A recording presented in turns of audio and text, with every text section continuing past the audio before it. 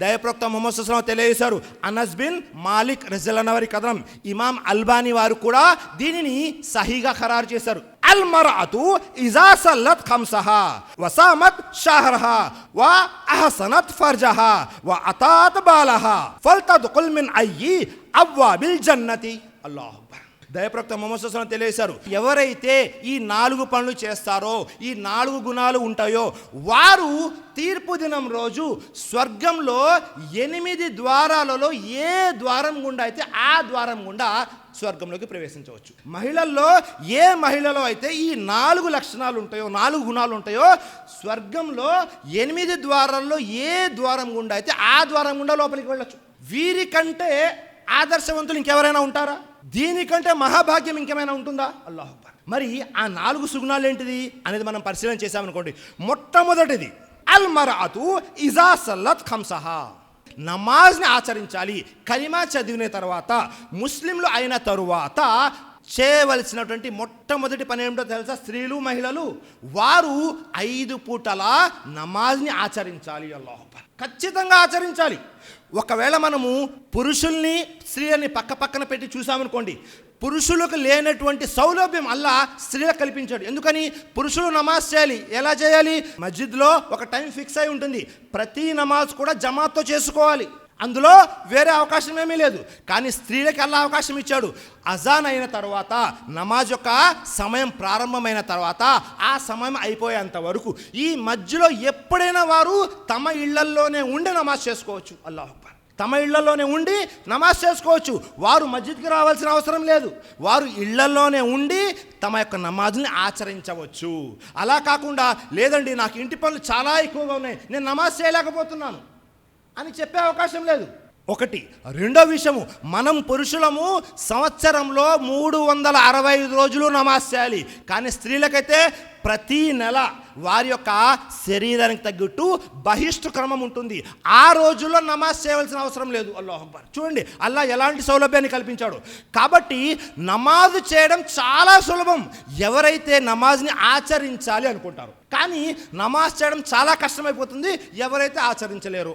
ఇంటి పనుల్లో, వంట పనుల్లో, ఆ పనుల్లో, ఈ పనుల్లో లేదండి తీరిక లేకుండా ఉన్నాము అంటే ఇది ఎట్టి పరిస్థితుల్లోనూ చల్లదు. కాబట్టి మొట్టమొదటి విషయం ఏమిటి? నమాజ్ని ఆచరించాలి మహిళలు, స్త్రీలు. రెండోది ఏమిటో తెలుసా? వసామత్ షహరహా, రంజాన్ యొక్క ఉపవాసాలు పాటించాలి. రంజాన్లో ఏవైతే ఉపవాసాలు ఉంటాయో ఈ ఉపవాసాలన్నీ కూడా పాటించాలి. రంజాన్లో పురుషులు మరియు స్త్రీలు ఇద్దరు కలిపి ఉపవాసాలు ప్రారంభిస్తారు. కానీ రంజాన్ అయిపోయేసరికి ఏమవుతుంది? స్త్రీలు బహిష్టు కారణంగా వారి యొక్క ఉపవాసాలు కొన్ని వదిలివేయవలసి వస్తుంది. ఏవైతే ఉపవాసాలు రంజాన్ నెలలో వదిలేశారో ఆ ఉపవాసాలని రంజాన్ అయిన తర్వాత వెంటనే చేసేయాలి.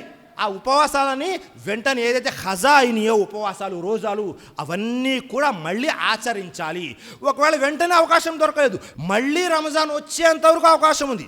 ఆ సమయంలో ఎలాగైనా సరే ఈ ఉపవాసాన్ని పాటించాలి. సోదరులారా, ఈ 2 విషయాలు ఎలా ఉన్నాయంటే చాలా 2 విషయాలే కదండి అన్నట్టుంది. కానీ ఈ 2 విషయాలు చాలా ప్రాధాన్యత సంతరించుకున్న విషయాలు. ఈ 2 విషయాలు ఒకవేళ మనం ఆచరించాము అంటే అల్హమ్దులిల్లా, మహిళలు ఎవరైతే ఉన్నారో వారు సక్రమమైన మార్గంలో, సరైన మార్గంలో ఉంటారు. స్వర్గంలో 8 ద్వారాల గుండా వెళ్ళే అవకాశంలో ఏవైతే 4 గుణాలు ఉన్నాయో అందులో 2 వీరు ఆచరించేసినట్లు. ఈ 2 సుగుణాలు ఎలాంటివంటే ఒకసారి మనం పరిశీలన చేశామనుకోండి. దైవప్రవక్త ముహమ్మద్ సల్లల్లాహు అలైహి వసల్లం వారు తన యొక్క భార్యలు, సతీమణులు అనేక చిన్న చిన్న అభిప్రాయ భేదాలు వస్తూ ఉంటాయి. ఒకసారి దైవప్రవక్త ముహమ్మద్ సల్లల్లాహు అలైహి వసల్లం వారు ఏం చేశారో తెలుసా? తన యొక్క సతీమణి హఫ్సా రజియల్లాహు అన్హా వారు. ఎవరు ఈ హఫ్సా రజియల్లాహు అన్హా వారు అంటే? ఈమె ఉమర్ ఫారూక్ రజియల్లాహు అన్హు యొక్క కూతురు, కుమార్తె. హఫ్సా రజియల్లాహు అన్హా వారికి విడాకులు ఇచ్చేద్దామని నిర్ణయం చేసుకున్నారు. అల్లా తాలా చూడండి ఖురాన్లో వాక్యాన్ని అవతరింపజేశాడు. ఏం తెలియజేస్తున్నాడు? వాక్యాన్ని అవతరింపజేసి ఇన్నహా సవ్వామతున్ ఖవ్వామా. అల్లాహు అక్బర్. ప్రవక్త, మీరు హఫ్సా రజియల్లాహు అన్హా వారికి విడాకులు ఇచ్చేస్తున్నారు. ఆమె మీకు స్వర్గంలో కూడా భార్యగా ఉంటుంది. ఆమె ఎవరు అంటే ఇన్నహా సవ్వామతున్ ఖవ్వామా, ఆమె నమాజు ఆచరించే స్త్రీ, అలాగే ఉపవాసాలు ఆచరించేటటువంటి స్త్రీ అని తెలియజేశాడు. అల్లాహు అక్బర్. అంటే ఏ నమాజ్ అయితే, ఏ ఉపవాసాలు అయితే ఆచరిస్తున్నారో దానిని కొలమానంగా చేసి అల్లా ఏం చేశాడు, ఏ విడాకులు అయితే జరగాలో ఆ విడాకుల కార్యక్రమాన్ని ఆపించేశాడు అల్లాహ్. ఇవన్నీ కూడా మనము నేర్చుకోవడం కోసం దైవ ప్రవక్త జీవితంలో అల్లా మనకు ఆదర్శంగా పెట్టినటువంటి. కాబట్టి ఎట్టి పరిస్థితుల్లో కూడా మహిళలు ఎవరైతే ఉన్నారో వారు తమ యొక్క నమాజుల్ని వదలకూడదు, అలాగే తమ యొక్క ఉపవాసాలని కూడా వదలకూడదు. ఆ తర్వాత మూడో విషయము జాగ్రత్తగా వినండి, అతాత్ బాలహ, మహిళలు తమ యొక్క భర్తలకి విధేయత చూపాలి. అల్లాహ్ అక్బర్. మహిళలు ఏం చేయాలి, తమ భర్తలకి విధేయత చూపాలి. జాగ్రత్తగా వినండి, ఇది చాలా కష్టమైన పని. ఎందుకని కష్టంతో కూడుకున్న పని? దైవప్రవక్త ముహమ్మద్ సల్లల్లాహు అలైహి వసల్లం తెలియజేస్తున్నారు. ఒకసారి దైవప్రవక్త ముహమ్మద్ సల్లల్లాహు అలైహి వసల్లం వారు సహాబియాల దగ్గరికి వెళ్ళారు, మహిళల దగ్గరికి వెళ్ళారు. వెళ్ళి తెలియజేస్తున్నారు. ఏమని తెలియజేస్తున్నారు? ఫైన్ని రాయితుకున్న అక్సర్ అహలిన్నార్, ఓ మహిళలారా, నేను మిమ్మల్ని నరకంలో ఎక్కువ చూస్తున్నాను. కాబట్టి మీరేం చేయండి, సాధ్యమైనంత వరకు ఎక్కువగా దాన ధర్మాలు చేయండి, పుణ్యకార్యాలు చేయండి అని తెలియజేశారు. వెంటనే మహిళలు ఆ సహాబియాలు అడిగారు, ప్రవక్త, ఎందుకని మేము స్త్రీలము మహిళలము నరకంలో ఎక్కువ ఉన్నాము అంటే వెంటనే తెలియజేస్తున్నారు దైవప్రవక్త ముహమ్మద్ సల్లల్లాహు అలైహి వసల్లం, తుక్సిర్నల్ లానా, మీరు ఎక్కువగా శాపనార్థాలు పెడుతూ ఉంటారు. వా తుక్ఫుర్నల్ అషీర్, అంటే మీరు మీ భర్తలకి అవిధేయత చూపుతారు. అల్లాహ్ అక్బర్. స్త్రీలు ఏం చేస్తారు, చీటికి మాటికి శాపనార్థాలు పెడుతుంటారు కొంతమంది. మరికొంతమంది భర్తల పట్ల అవిధేయత చూపుతారు.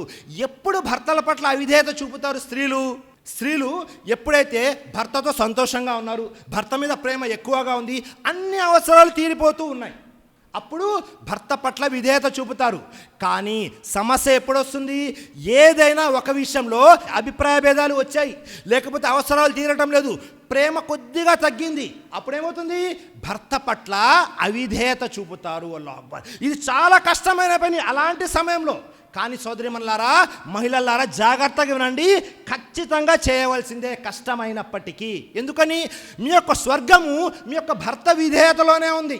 ఒకవేళ భర్తకు విధేయత చూపలేదు అంటే స్వర్గానికి వెళ్ళడం చాలా కష్టం. ఒకవేళ భర్తల మీద ఏదైనా ఒక విషయంలో భేదాభిప్రాయం వచ్చింది, లేకపోతే కోపం వచ్చింది, ఏం చేయాలి?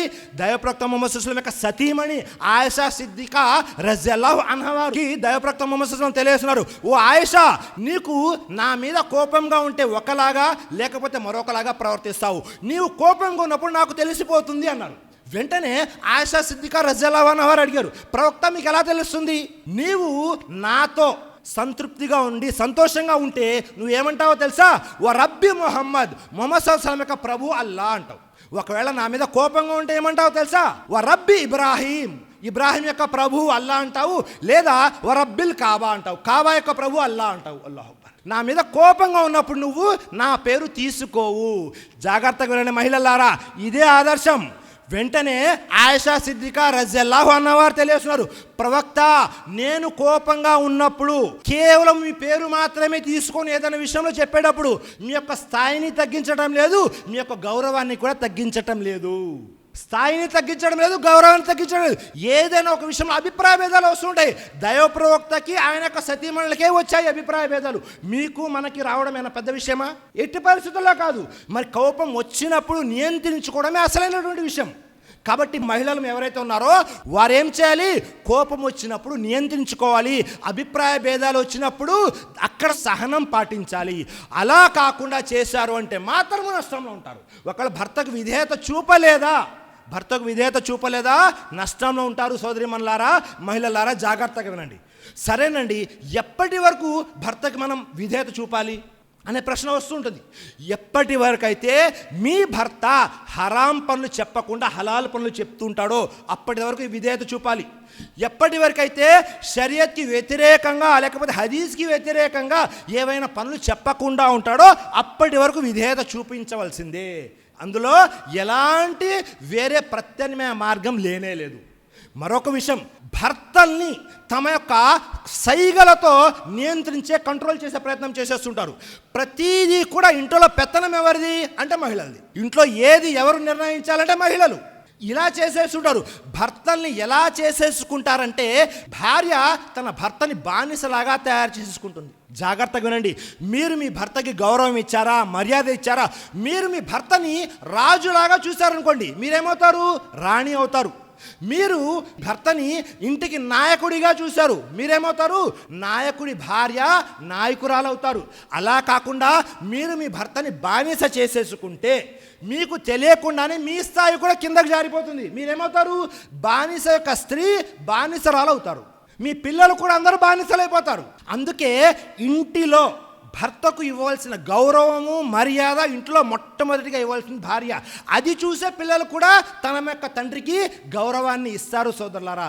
అలా కాకుండా మీరు మీ సైగలతోనే మీ భర్తను నియంత్రించేస్తున్నారు అంటే, మీరు మీ భర్తని బానిసగా తయారు చేసేసుకున్నారు అంటే మాత్రము ఇది ఎట్టి పరిస్థితుల్లోనూ ఆమోదయోగ్యమైనటువంటి విషయం కాదు. ఎందుకని అంటే భర్తలకి గౌరవం ఇవ్వాలి. వారు చెప్పినట్లుగా షరియత్ ప్రకారం ఏవైతే చెప్తారో ఆ అన్ని విషయాలు కూడా పాటించాలి. మూడో విషయం. నాలుగో విషయం ఏమిటో తెలుసా? నాలుగో విషయము దైవప్రవక్త ముహమ్మద్ సల్లల్లాహు అలైహి వసల్లం తెలియజేశారు. వా అహ్సనత్ ఫర్జహా, మహిళలు తమ యొక్క మర్మస్థానాలను, మర్మాంగాలను కాపాడుకోవాలి. ఎప్పుడైతే ఒక స్త్రీ తన ఇష్టపూర్వకంగా వివాహం చేసుకుంటుందో ఒక పురుషుణ్ణి, అప్పుడేమవుతుంది? తను పూర్తిగా తన యొక్క భర్త ఆధీనంలోకి వచ్చేస్తుంది. భర్త ఆధీనంలోకి వచ్చేసిన తర్వాత ఏమవుతుంది? పూర్తిగా తను ఆ భర్త యొక్క సొత్తు అయిపోతుంది. అప్పుడు ఏం చేయాలి? తమ యొక్క మర్మాంగాలని, మర్మాయవాలని కాపాడుకోవాలి. ఎలా? ఎప్పుడైతే అల్లా ఒక ఆజ్ఞ ఇచ్చాడు మహిళలకి, ఏమిటది? బయటికి వెళ్ళేటప్పుడు హిజాబ్ ధరించాలి, బయటకు వెళ్ళేటప్పుడు హిజాబ్ ధరించాలి, బురకా వేయాలి, పరదా వేయాలి, అవునా కదా? అలా కాకుండా బయటకు ఏదైనా అత్యవసరమైన పరిస్థితులకు వెళ్ళేటప్పుడు కూడా పరపురుషుల యొక్క చూపులు మన మీద పడకుండా కాపాడుకోవాలి. ఎందుకని? మీరు మీ భర్త యొక్క ఆధీనంలో ఉన్నారు. మీరు పూర్తిగా మీ భర్తకి విధేయులై ఉన్నారు. ఏ భర్త కూడా ఇష్టపడడు తన భార్యపై పరపురుషుల యొక్క చూపులు పడ్డం. కాబట్టి ఇలా కాపాడుకోవాలి. భర్త ముందే మీరు హిజాబ్ లేకుండా ఉండాలి. బయటికి వెళ్తే ఖచ్చితంగా హిజాబ్ వేసుకోవాలి. ప్రస్తుత కాలం అయితే అందరికీ తెలిసిందే, సెల్ ఫోన్ యుగం. ప్రతి ఒక్కరి దగ్గర మొబైల్ ఉంది. మొబైల్ జమానా వచ్చేసింది. ఈ మొబైల్ జమానా వచ్చేసిన తర్వాత ప్రతి ఒక్కరు కూడా ఏకాంతంగా మాట్లాడుకోవడాలు, ప్రతి ఒక్కరు కూడా ఫోన్లు మాట్లాడుకోవడాలు, లేకపోతే చాటింగ్ చేయడాలు, ఇలాంటివి ఎక్కువ చేసేస్తున్నారు. ఎవరితో? పరపురుషులతో. పురుషులు అలాగే ఉన్నారు, స్త్రీలు అలాగే ఉన్నారు. ఇది పూర్తిగా విరుద్ధము షరియత్కి. కాబట్టి మీ భర్త అనుమతి లేకుండా ఎవరితోనూ మాట్లాడకూడదు. అలాగే మీ యొక్క మర్మస్థానాలు కూడా కాపాడుకోవాలి. అలా కాకుండా మీరు ఎవరితో పడితే వారితో గడుపుతున్నారు, ఎవరితో పడితే వారితో మాట్లాడుతున్నారు, ఏకాంతంలో మాట్లాడుతున్నారు, వ్యక్తిగతంగా వెళ్ళి కలిసి మాట్లాడుతున్నారు అంటే నేను మీకు వేరేగా చెప్పవసరం లేదు, అందరికీ తెలుసు దాని తర్వాత వచ్చే పర్యవసానాలు ఏమిటో మనం చూస్తూనే ఉన్నాం సమాజంలో.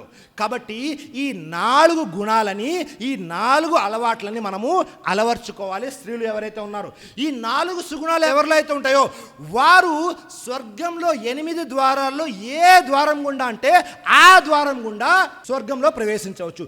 ఇంతకంటే ఆదర్శం ఎవరైనా ఉన్నారా? వీరికంటే మహాభాగ్యులు ఎవరైనా ఉన్నారో?